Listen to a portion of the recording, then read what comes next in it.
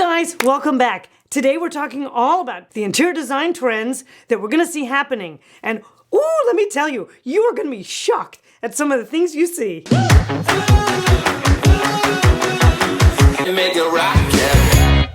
Before we dive in, let's stop for a sec and kind of ask, why are we looking at trends to begin with?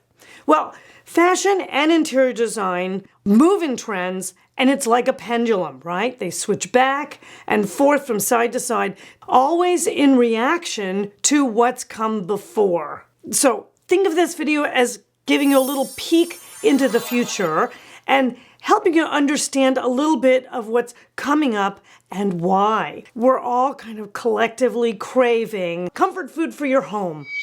So, number one, traditional styles are back and in a huge way. Now, it's really fun what's happening. Think Grand Millennial, Neo-Victorian, Cottagecore, even Neo-Gothic is kind of getting a little bit of a hot reprise.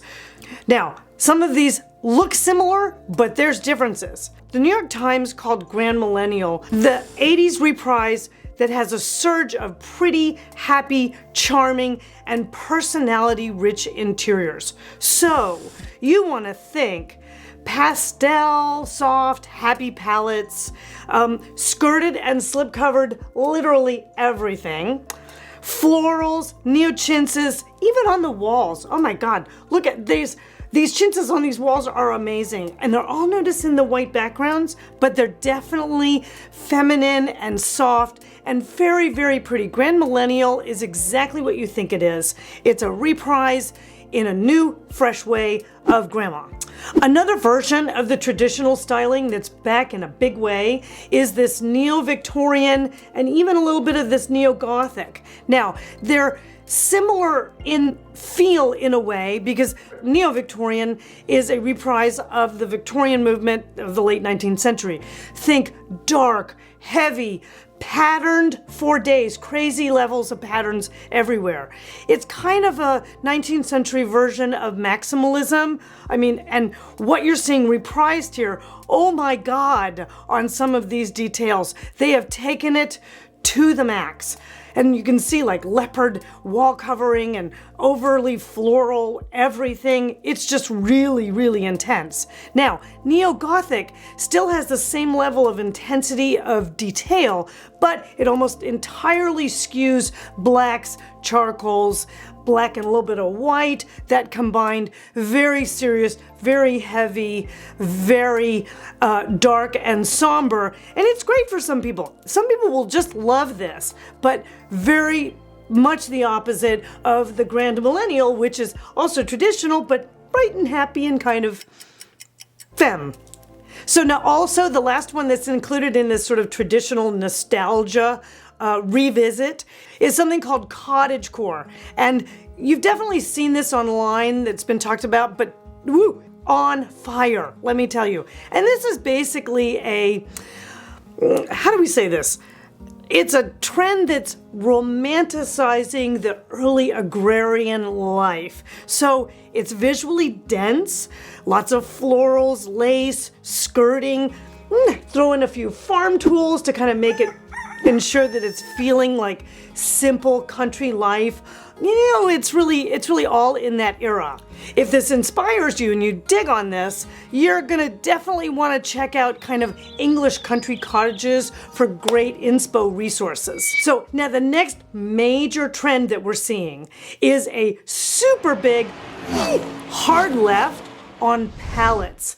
And you're going to be seeing a lot of this, so I wanted to touch base with this again. When you look at the palette shift, it's definitely an overall warming trend. Now, remember the pendulum? Bing, bing, bing, bing, goes back and forth. You know, we've been living in a much cooler, grayish, grayed down palette for a number of years. So this movement going forward is that we're going to see a shift towards an overall warming into warm neutrals coming in, soft sands. You're definitely seeing a little bit of an emphasis on kind of soft, watery blues, and definitely, saturated, warm grays. That's very exciting because if you're still feeling like you don't want to give up on that gray trend, you don't have to. You just have to warm it up, bring it into the French gray direction, and you're there.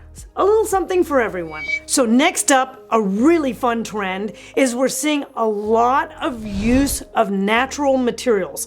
But what I love about this one is it gives us all kinds of yummy texture stories. I mean, we're talking about utilizing and incorporating rattan and cane. Ooh, I love that bed. That's absolutely beautiful.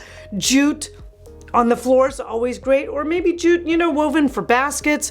Naturally finished woods, that's beautiful. Wool, cotton, leather, silks, all of those natural fibers, oh, they look so great for interiors. And even things like hand-thrown ceramics with a soft glaze. Oh, these are very fresh and hot and are going to look great in new spaces. So I'm on fire about this little trend.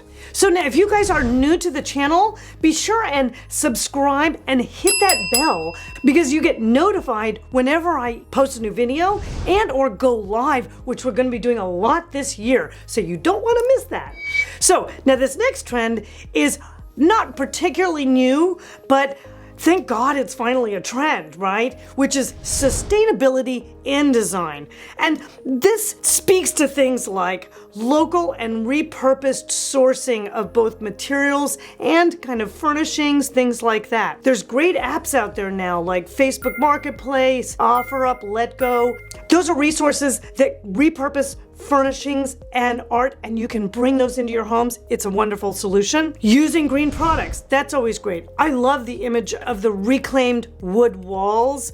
That's such a great reuse of materials. I think that's fantastic. And what's really great too is a number of the bigger vendors have gotten into this movement as well. So if you go to say West Elm or CB2 and some of those vendors, and you go to their handmade or locally sourced section, they will have products in there that you can buy in a handmade and a handcraft way. So yay, sustainability is big now.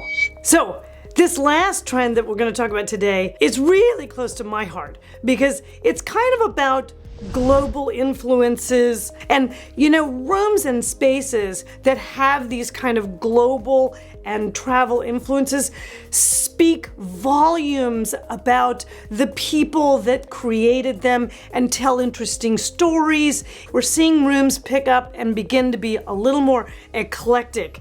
And look at these influences. There's tons of textiles being integrated. I love this one image of the wall with the map and all the pictures of where they've been on the map. I think that's fabulous. I actually had a room like that at one point.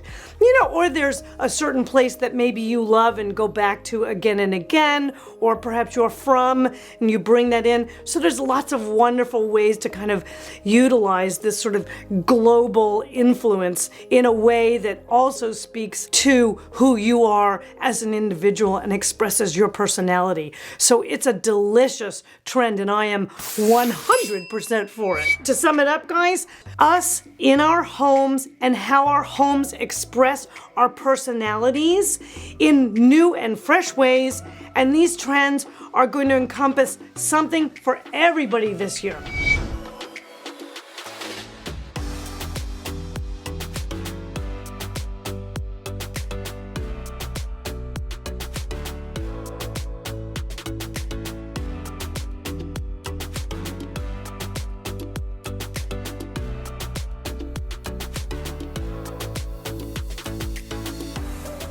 Now, I've included a lot of links down below, including international ones, and I love that you guys are sending me ones that you discover internationally. It adds to our list. This is great. Be sure and watch these videos, hit that subscribe button, and I'll see you guys next week.